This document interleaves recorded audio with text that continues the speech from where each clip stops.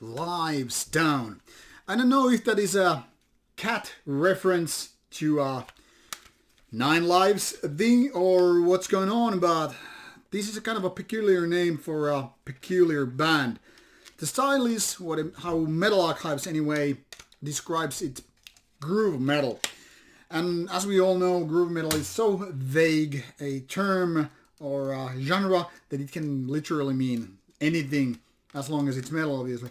But I think it's quite fitting for this band, which I'm here showing as CD format, because this is in fact a band that is having those kind of a groovy riffs, almost like thrash at some points, but then again also a lot of something else. Modern metal, definitely, but not all the way one trick pony. Very, very different riffs here and there, always sounding kind of a solid when it comes to riffing. Very, very strong production, especially with the guitars. And overall kind of a modern and heavy sounding, but without being exactly extreme metal. Not exactly new metal either, but kind of a combination of many sorts. But definitely also having the sort of grooviness. Now some people have compared this to Gojira, which I guess is somewhat true.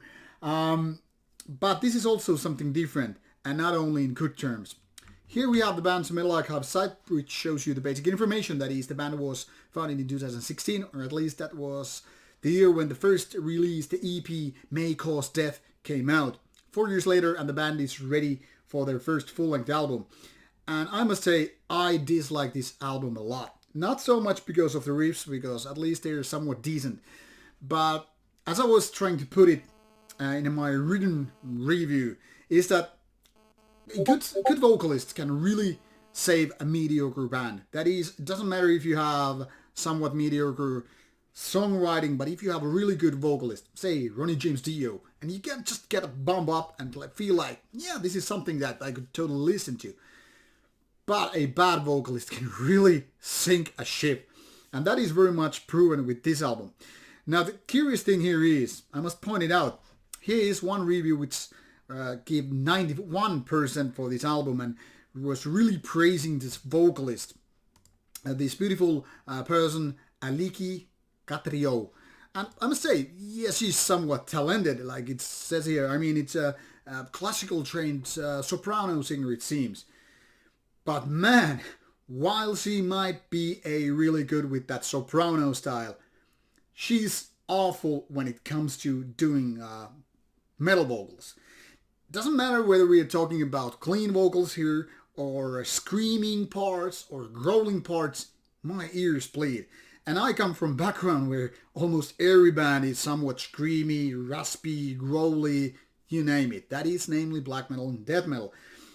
While these growly parts are only a few, it feels like, yeah, work in very much progress. I mean, not only is somewhat powerless, but it clearly shows that the vocal range for this particular singer is somewhere else than being going deep. I mean, some of the best death metal vocalists right there, all over the place, are ones with deep voice, or at least they can go to, they can go deep and lots of bass with their vocals.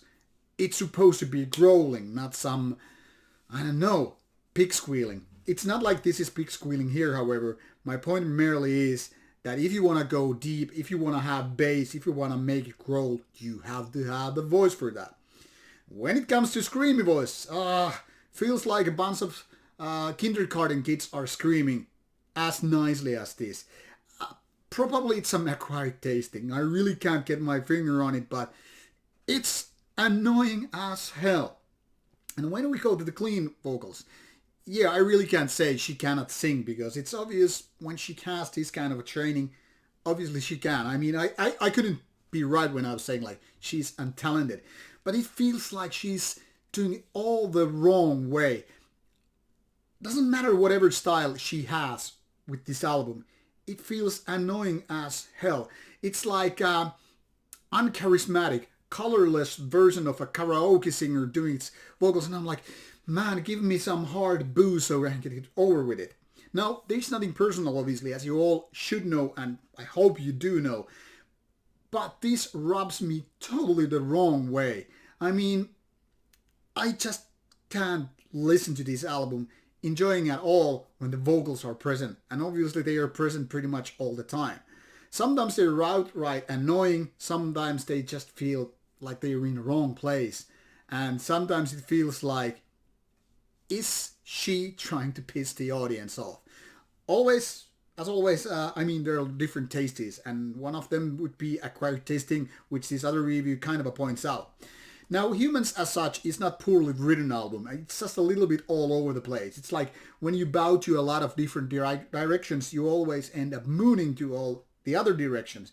That is, you're not able to please everybody, but annoy a little bit of everyone. And I think it's very clear that Humans, being the first album, the band is kind of trying to experiment different kind of ideas and figuring out what their style actually should be. Now, like I said, there are plenty of decent riffings here and there, but sometimes the band doesn't seem to have a clue of what kind of direction they should take. And as a result, it feels a little bit like rounded corners not going into any place at all. But this kind of a mediocre songwriting combined with these vocals, which in my opinion are just horrible. I feel sorry if I offended somebody. Well, no, I don't. Means that I really can't stand this album. Some people, this might be really a cup worth taking a sip. But for me, it's just, I'm so happy to get rid of this. Anyway, don't take my word for that. Give this band a fair listen and decide for yourself. Maybe you will like it. Maybe you will even love it. But for me, no go, no bonus. It's an awful album. Better luck next time. See ya and bye-bye.